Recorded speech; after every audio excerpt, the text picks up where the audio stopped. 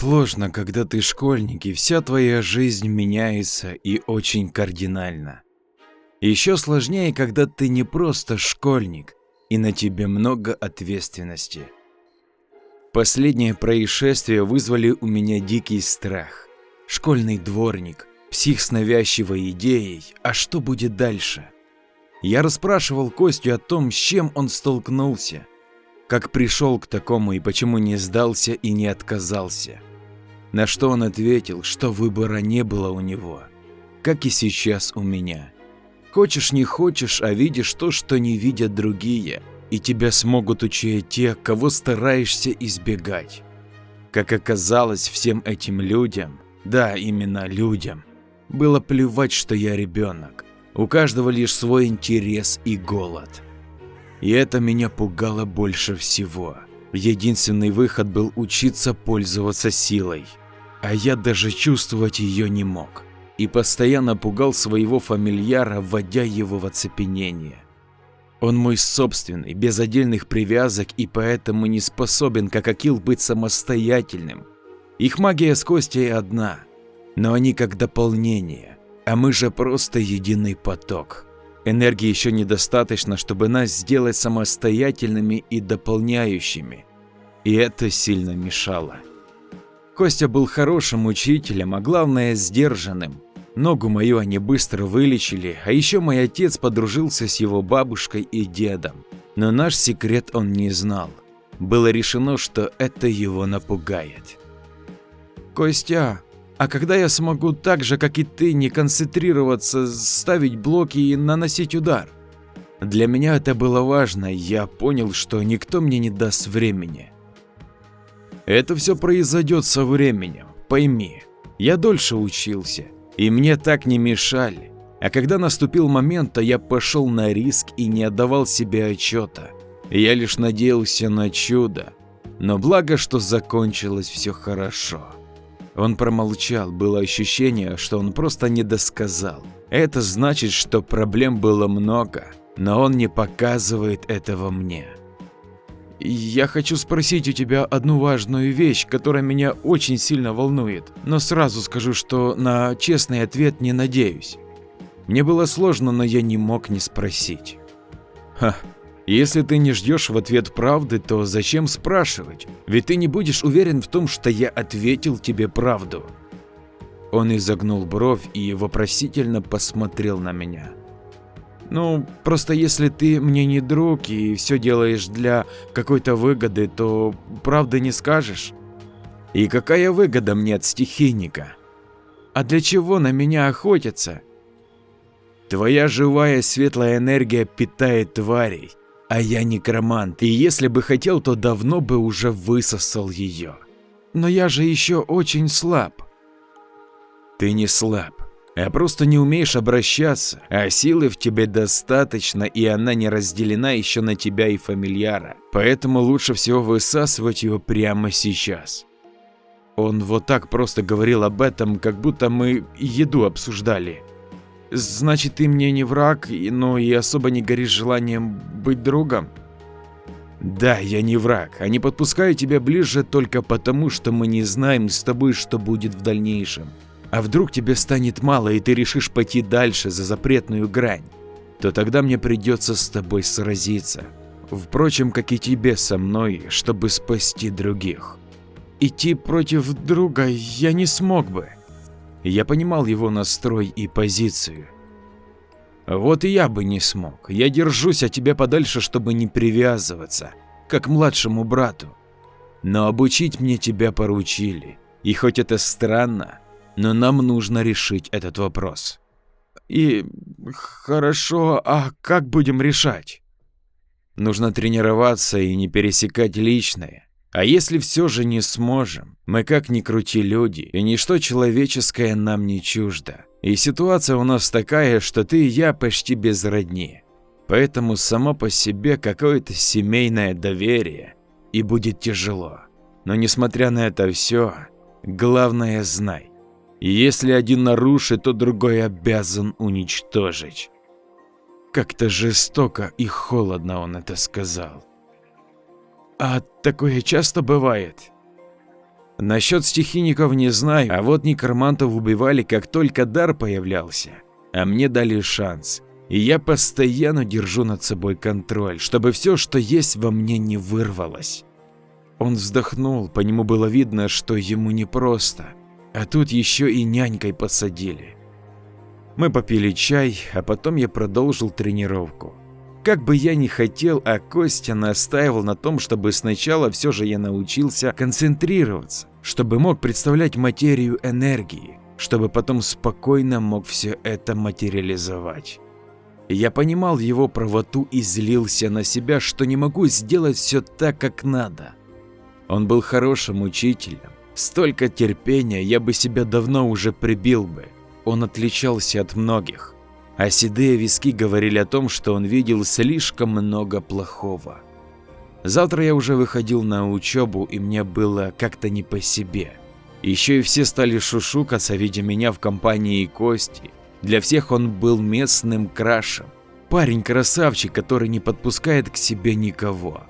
Парни звали его на тусовки, предлагали дружбу. Он много тренировался, работал и учился. Его доход был неплохим, его бабушка руководила рестораном и была лучшим шеф-поваром, а дед проводил уроки по рыболовству для приезжих. Мне было как-то даже иногда стыдно, что я рядом с ним такой бедный, что ли. А вот женское внимание к нему сводило меня с ума. Барышни пытались и со мной познакомиться, чтобы с ним пообщаться. Прошел слух, что он мой старший брат, хоть и не родной. Такая популярность мне не нравилась. К тому же активировались младшие братья и сестры некоторых девиц, что учились со мной в одном классе. «Костя, а почему у тебя нет девушки?» «Сам подумай, кому из этих инстатёлок можно доверить такую тайну? Как объяснить то, что я разговариваю с Акилом? Они же его не видят. Да и вообще, они не то». Сложилось впечатление, что есть та самая, но он молчит о ней. Костя встал и вышел курить. «Акил, он в кого-то влюблен?» Можно и так сказать, но тебе рано говорить о любви. «Да меня его фанатки достали!» Понимаю, самого напрягают, у них эмоции так и разят за километр. Он тут же осекся. Просто голова, в общем, не о том думает у них. Я не унимался, о чем они там думают-то. «Ну расскажи, Акил». Подрастешь, поймешь, когда на свидание бегать будешь. «А как я пойму, если мне никто не скажет?» Ярослав. Акил горел от возмущения. Ну ты, как и все люди, вырастешь да поймешь, что ты ко мне-то пристал. Я не человек вообще. Он кипятился, как чайник. Вот все так постоянно говорят, подрастешь, поймешь. А как понять-то? Кажется, я вывел его из себя.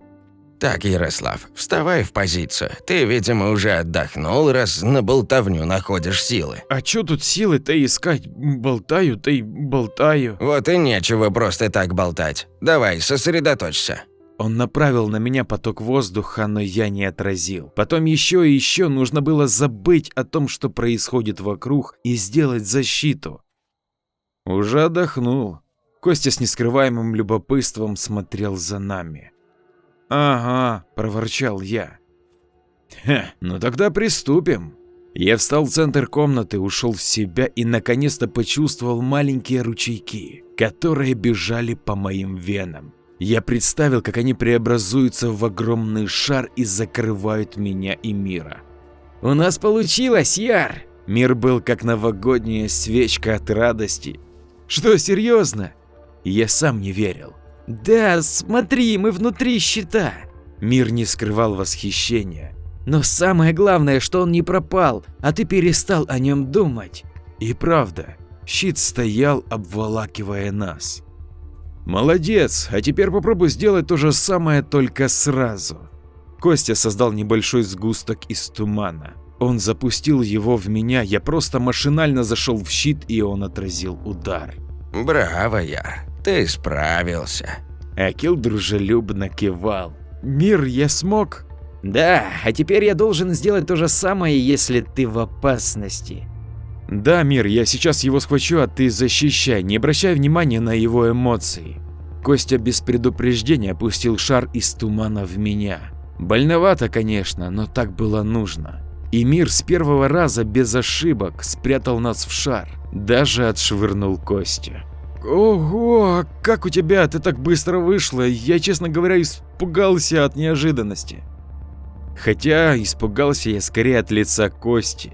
Его глаза стали просто черными, а в жилах текла тьма.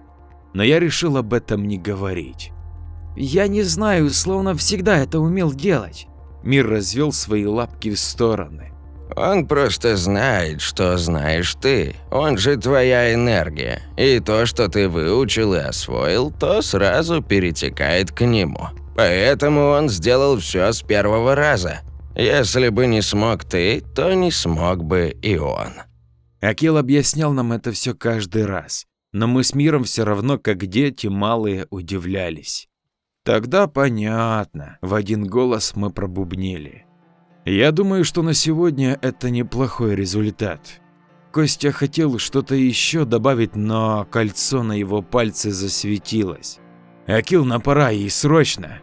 Яр, можешь сегодня, пожалуйста, посидеть дома? Если будет скучно, зайди к Ба и деду. А нам нужно идти.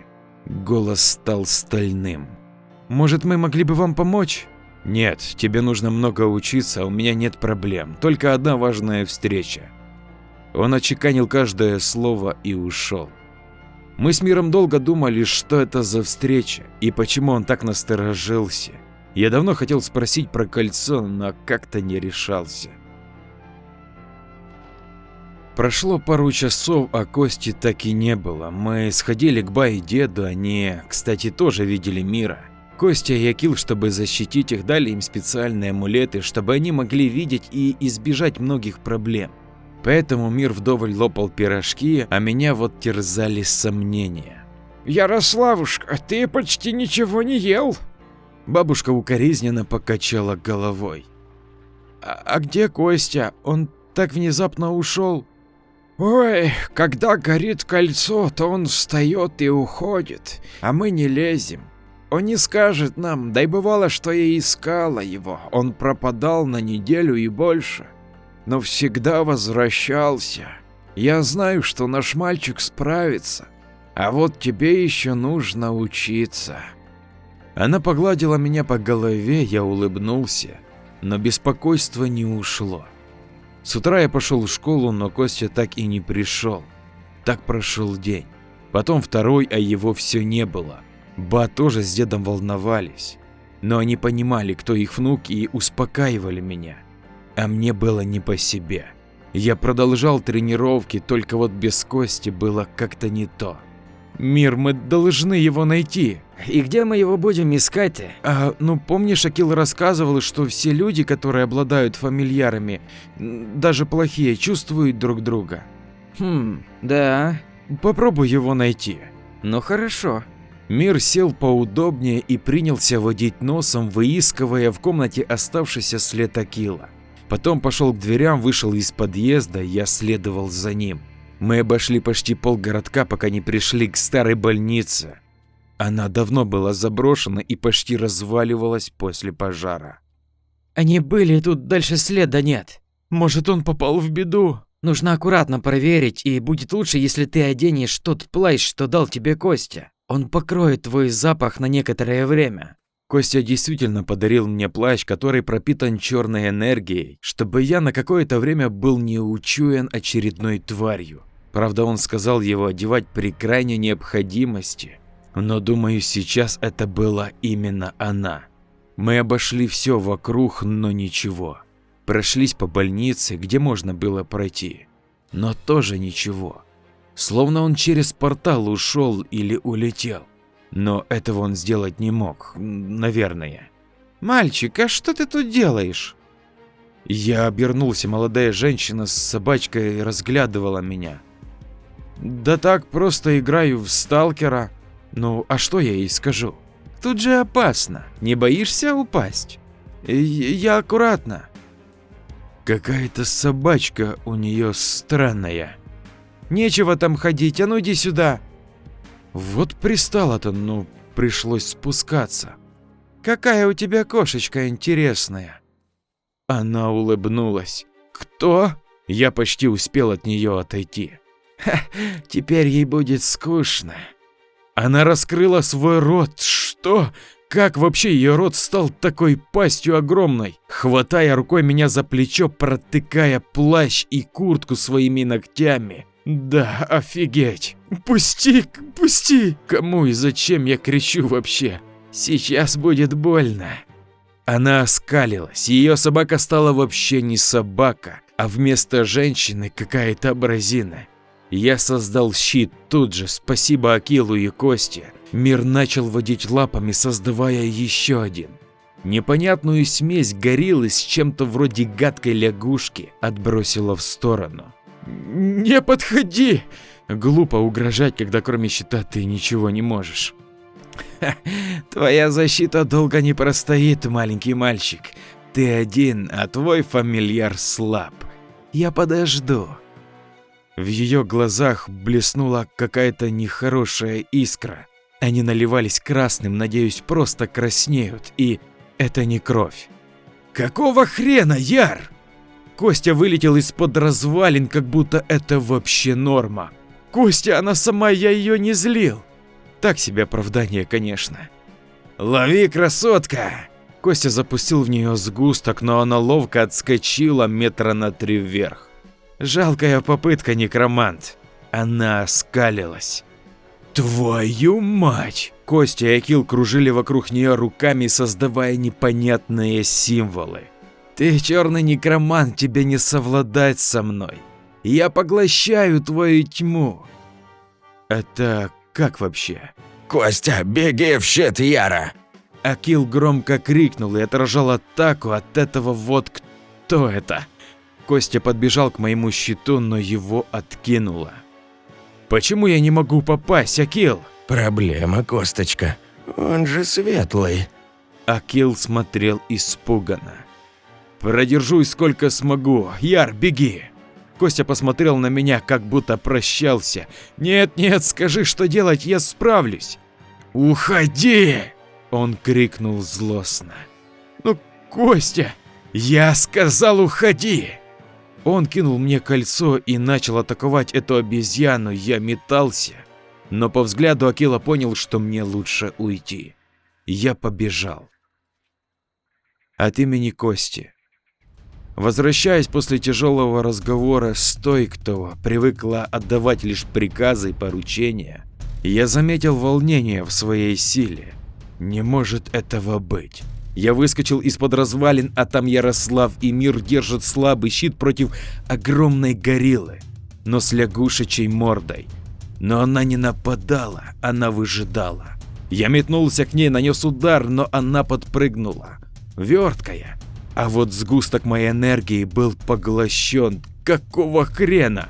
Жалкая попытка, некромант. Она оскалилась на меня очень самоуверенно. Твою мать!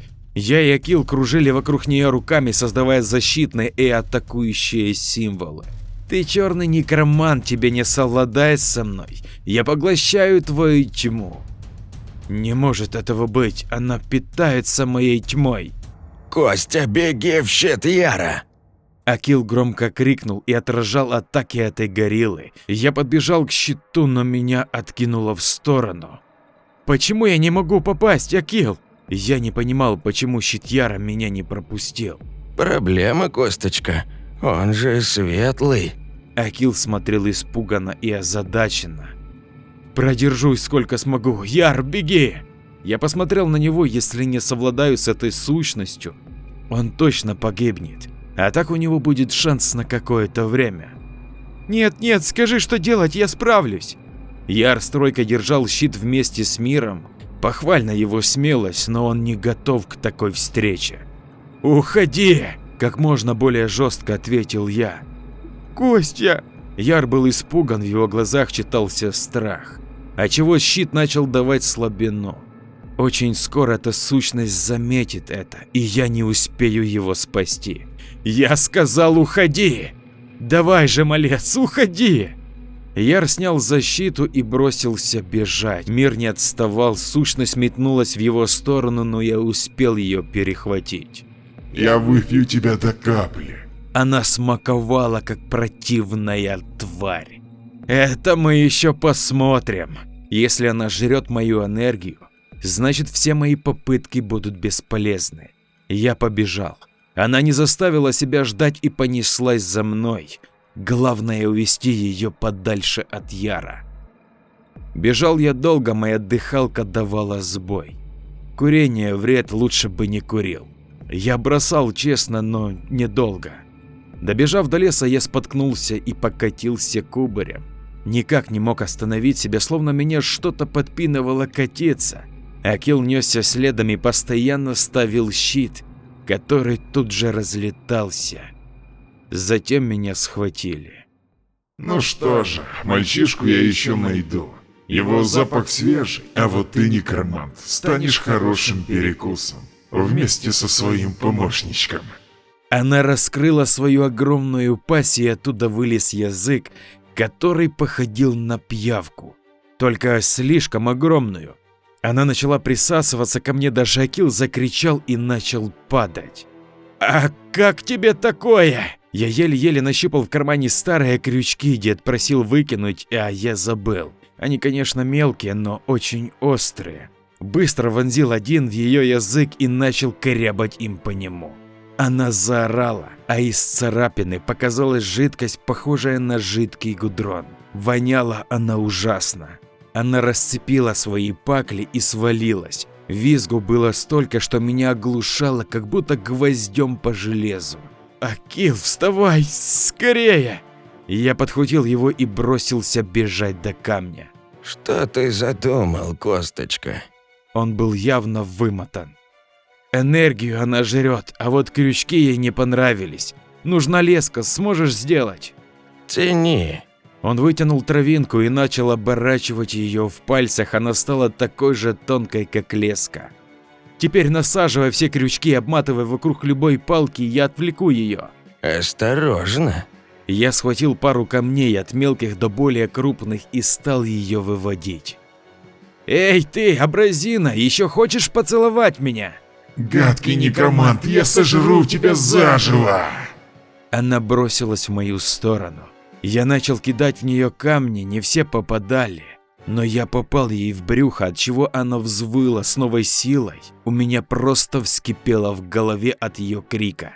Я стал терять контроль над собой. Косточка, держись, я готов. Акил кинул мне замысловатую палку, которая походила на извращенную плеть с крючками, но не до обсуждений. Схватив, я подбежал к макаке и просто нанес удар палкой. Несколько крючков зацепились за ее оголенную кожу, и она снова издавала свой вопль, и меня снова пригнуло к земле от таких криков. Я терял самообладание. Косточка, давай я. Акил выхватил из моих рук палку и одним взмахом зацепил рожу этой абразины и потащил вниз. Ее лицо расползалось под плавным ходом крючков, и она начала извиваться, но почему-то не могла до них дотронуться. «Акил, железо, она не может его коснуться!» До меня дошло. Точно, всегда есть какой-то противовес, как ахиллесовая пята. Он тащил ее, а я порылся по карманам. Ключи, они тоже из простого железа. Была не была. В два больших прыжка я замахнулся и нанес удар между глазами огромным ключом от подъезда. Она начала шататься из стороны в сторону. Добиваем, Косточка.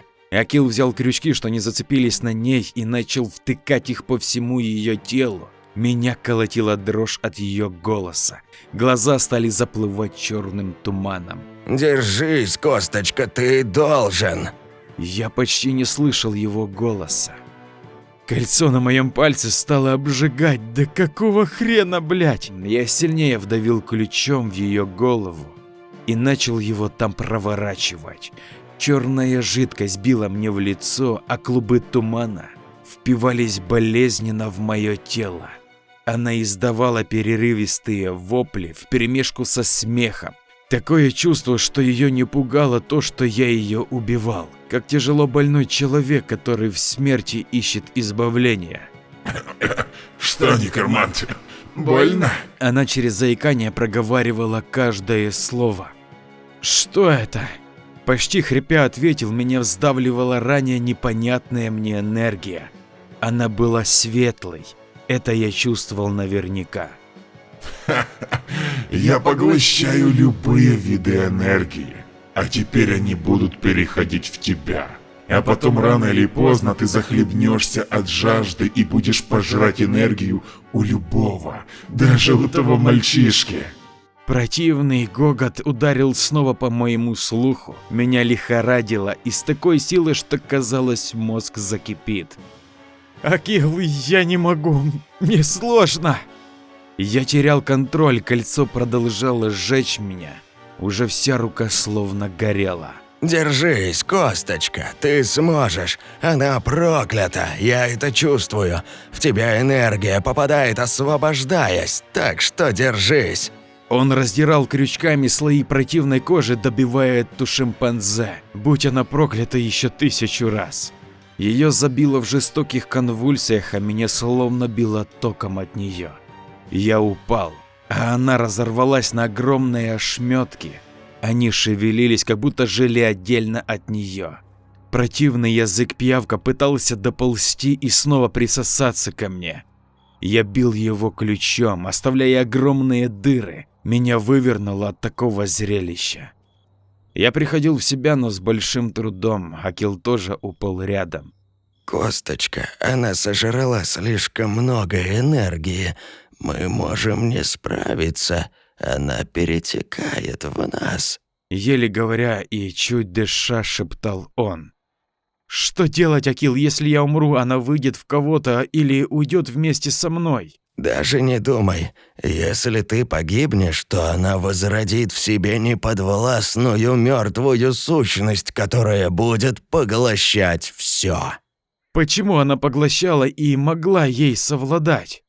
Она питалась, а ты нет. Это как еда для тебя. Перенасыщению таких сущностей не бывает. Они прокляты и постоянно испытывают голод. Это своего рода вампир. Меня покидал контроль, я еле сдерживал себя. Моя собственная сила мешалась с чужой. Я словно проживал чьи-то жизни и видел, как их съедали. «Держись, некромант!» Этот голос я узнаю из 1000. Зачем ты здесь? Помочь тебе. Ее холодный голос был прекрасен. Она склонилась надо мной и начала что-то вливать в то кольцо, что подарила мне. Мне и Акилу становилось легче. Ты еще не закончил свою миссию, ты должен помочь мальчику. Она переживает. Я понял уже, а почему я не могу ему рассказать о ней? Я знал, по кому он тоскует, хоть и не знает сам. Еще рано, но вижу, у тебя есть много вопросов. Расскажешь? Пойдем со мной. Мальчик сейчас в безопасности. Он хоть и напуган, но ему ничего не угрожает. Я поставила щит на него и фамильяра. Нам стоит раскрыть тебе все карты. Она протянула руку. Я коснулся ее, и меня охватил холод. Я и Акил неслись по просторам сознания. Оказывается, я внутри себя. Душой не так уж и ужасен. Правда, черных пятен больше, чем хотелось бы. Они пересекались с моей злостью, горечью потери. Много ветвей, это напоминало мне дерево. Да, точно такое же, как и у Яра на теле. Я вижу, ты заметил свое некое сходство с мальчиком. Женщина, что просила приглядеть за ним, стояла около меня. Твою ж мать, как они это делают? Это что-то значит? Да, и то, что его все чувствует, тоже имеет огромное значение. Она указала рукой на одну дверь, которой, готов поклясться, раньше не было. Мы прошли сквозь нее, там за большим и круглым столом сидели люди в белых плащах. На каждом из них было свое изображение. Я увидел, как Яр после избиения попал к ним, что его внутренняя энергия привела его сюда. Он не знал ничего, а они толком и не объяснили. Мальчику просто распечатали силы, которые должны были раскрыться позже. Они просто поставили его под удар. Внутри меня лопнула какая-то натянутая струна. Но стоило мне разозлиться, как все это исчезло. А я сидел на том же месте, где были останки твари. Почему они с ним так поступили? Костя, ты не должен был выжить, но жив. Ты не должен был знакомиться с Акилом, но так вышло, что вы теперь семья. А еще ты своим присутствием нарушил баланс. Ты силен. Мальчик сильнее. Был, а теперь вы равны. То, что ты впитал в себя, уравняло вашу силу. Он неопытен и не знает ничего. Ты поможешь ему узнать. Но если мы противоположны, то значит враги? Ответа я почему-то знать не хотел. Да, но вышло так, что каждый из вас не просто белый или темный, а сосуд, который способен впитать чужую энергию. За тебя, как и за него, были отданы жизни. Твои родители, как и я, пожертвовали собой ради вас. Я всегда знала, каким будет мой ребенок. Я знала, что так надо, а мой муж не знал. Потом он поймет только позже, когда сможет справиться с этим. Я сосуд, который хранил в себе все, но я была проклятая этой же энергией, и когда-нибудь я приду за ней. Моя жажда пересилит меня, но ты научишь его, как меня кормить, а потом он просто исчезнет, словно его и не было. Все эти твари, что чувствуют его, мои верные псы. Ему нужно учиться быть сильнее, чтобы я могла насладиться. Постой, ты даже не его мать? Нет, у него нет жизни, нет матери. Он человек только из-за своего отца. Я просто дала ему жизнь и вдохнула свет. Ты должен ему рассказать и объяснить. Я не буду лишать ребенка его крохотного воспоминания о любящей маме. Он не выдержит, он не сможет себя контролировать. Я перешел на крик. Если он не сможет, то его уничтожишь. Она закричала таким шепотом, что меня словно пронзило 1000 кинжалов. Нет, и ты его не тронешь, я сотру тебя отовсюду, я найду способ. Во мне закипал гнев. Ха, попробуй, некромант, ты не сможешь мне противостоять. Она уже не была такой милой, как раньше, а доброй женщины-матери не осталось и следа. Она стала уродливой и скрюченной. Да чтоб тебя, ты проклятая, не тронь мальчишку! Вот этого я не ожидал от себя, таким как она, опасно угрожать. Да, он тоже проклят, или что, некромант, смерть тебя не предупредила об этом? Я смогу его спасти, а ты сгинешь. Я выплевывал ей всю ненависть в каждой букве. Ты жалок, привязался к тому, кто рано или поздно уничтожит тебя. Ха, посмотрим, кто кого. Я стоял к ней лоб в лоб, она лишь усмехнулась и пропала. Смерть не отвечала на мои призывы. Я был растерян и очень зол. Косточка, ты же не будешь говорить это Яру? Акил смотрел на меня очень требовательно. Нет, Акил, но нам придется много чего выяснить, и мальчика надо спрятать, а наша с тобой знакомая даже не отвечает. Ты же знаешь ее. Кто попал в список, тот обречен. Думаешь, там Яр или я? Не знаю, но, возможно, она ждет, что ты наконец докажешь, что сумеешь овладеть и обуздать свою силу. Возможно. Ладно, пошли к Яру, он напуган, явно будет нас искать. А лазить ему сейчас где попало не стоит. Да, но, Косточка, а кто будет это убирать? Он оглядел вокруг нас ошметки этой твари. Блин, они что, как и другие, за собой не убирают? Видимо, нет. Но если их найдут, будет много вопросов. Акил как-то виновато смотрел на меня. Ну конечно, кто еще-то будет убирать? Конечно, я. Ладно, но я провоняю ими до конца своих дней. Ты как баба, Косточка. Он подмигнул мне. Я сжигал своей энергией все эти останки, и в голове стоял весь этот разговор. И то, что я увидел, почему они так несправедливы к таким, как я и Яр.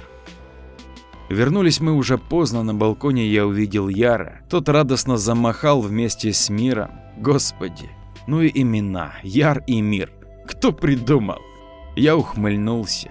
Но мы с Акилом не лучше. Он, когда был человеком, был Андрюша. Тоже парочка из нас, Косточка с Дюшесом. Мы прошли к ним и без слов сели пить чай. Сказать об этом, пока все сам не выясню, я не мог. Мальчик силен, а значит, что теперь за ним будут охотиться еще больше.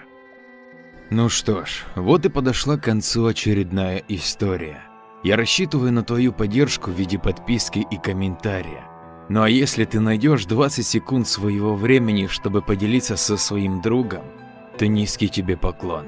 Так как любая активность на канале – это продвижение. Кто как не ты. Хорошего тебе настроения и до скорых историй. С уважением и обнимашками, твой Андрей.